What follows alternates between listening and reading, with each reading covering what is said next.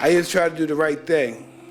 You know what I mean? And not necessarily the right thing is probably the best thing, but I just try to do the right thing. I try to respect everybody and treat everybody the way I want to be treated. You know, I don't have no, I don't care what you're black, white, Christian, I don't care what you are. You know, the only thing I want is respect, because I give respect. That's the only reason why I want it. And I just realized that I wanted to change my life. I didn't like the way I was living my life. I wanted a different, I just wanted a better way of life. You know, I just didn't want to be the guy that had it all outside but had nothing inside.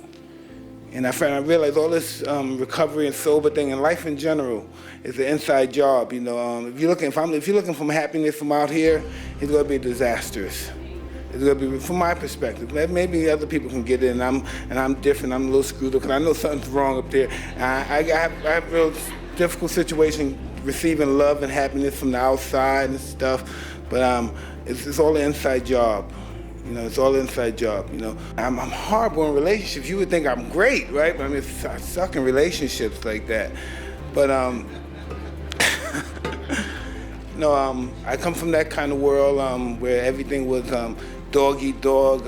If you had money, if you had jewelry, and if you couldn't defend your stuff or protect it, you were getting taken, you were going to get killed. And all my life I've seen murders and robberies, and I became a part of that. And I took the choice to become a part of it because when you think about it, I have a brother who's like one of the top trauma surgeons in the country. I had a sister that was a teacher before she passed. And so I come from a very educated background. I never passed the 9th grade because I was just so entrenched into the street world. I was just really allured to that. That was really what I wanted to be because you saw instant gratification as far as respect was concerned in the street world. I didn't have much patience, and that's what I wanted. So I started getting involved with crime at a young age. My first arrest, I guess I was, 10 years old, my first arrest. Pickpocket, jostling.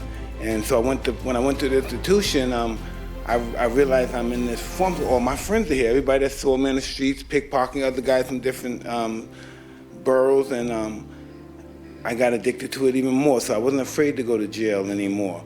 And so I became a more advanced criminal, so to speak. I remember one day we were in a house, we were robbing somebody's house, and I thought I was talking to my friend, somebody was whispering, I thought I was talking to my friend, and it was someone else in the house.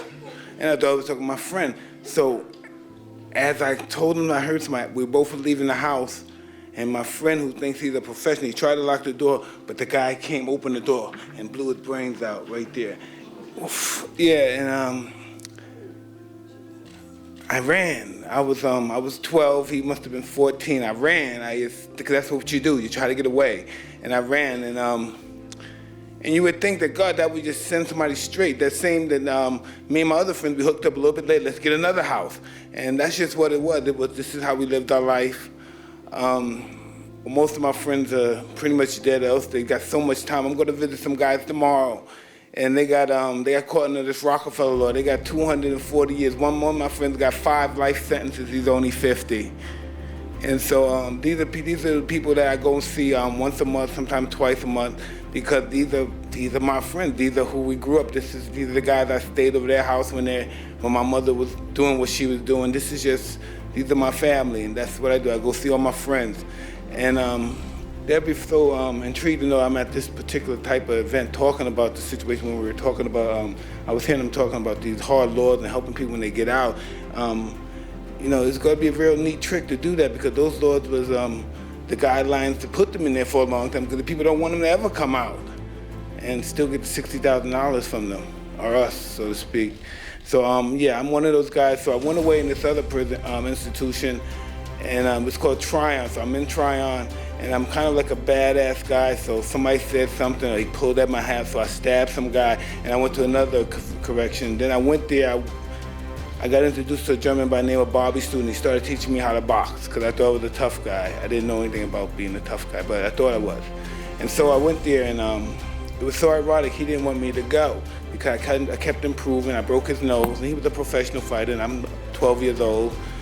And so I had this miraculous this was just such an opportunity. I met a gentleman by the name of Custom Auto, old Italian man, and when I went there, he talked to me. He talked to me for 2 weeks. He just talked to me. I thought he was a pervert because he was saying all these things that I'm beautiful and I can do this. But when I sparred, I was getting shellacked. So I knew there was no way that he would think that I was a good fighter. But he saw something that I still don't see what he saw to this day. I don't know how it worked.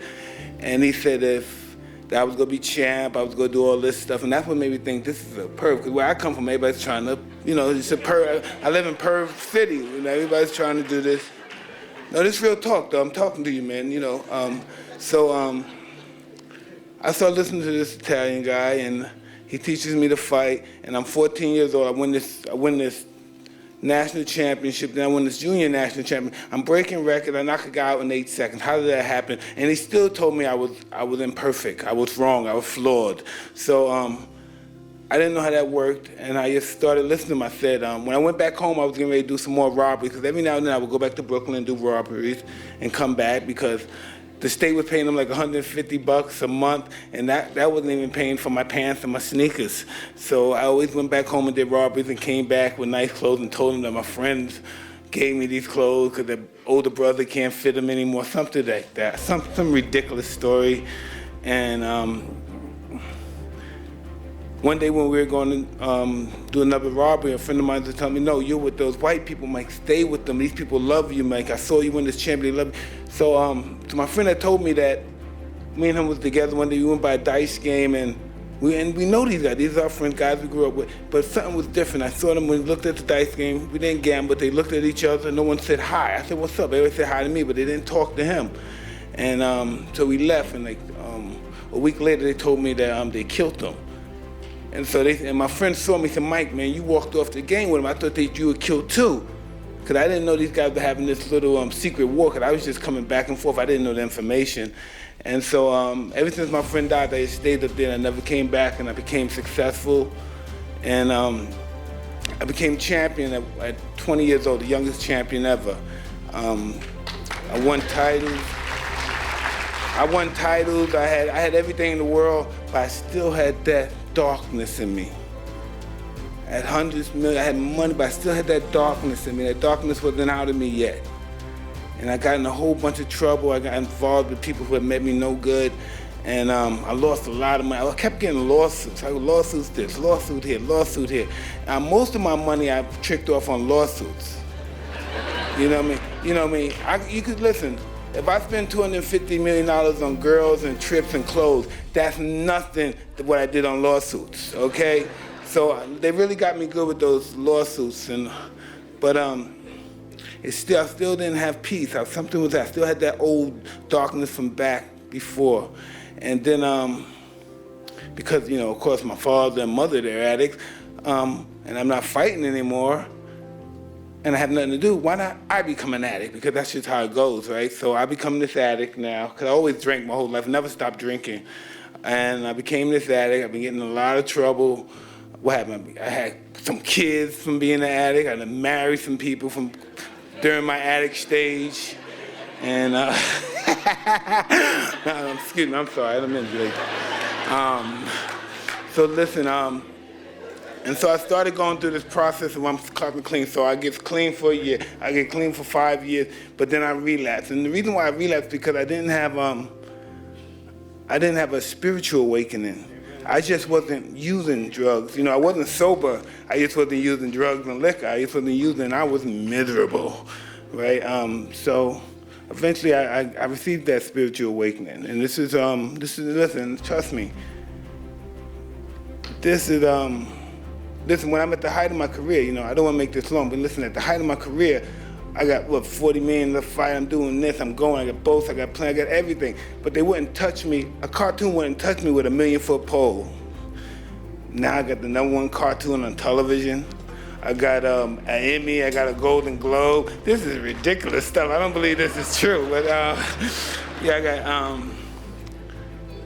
I'm not perfect yet, but I'm just trying to get this stuff on track.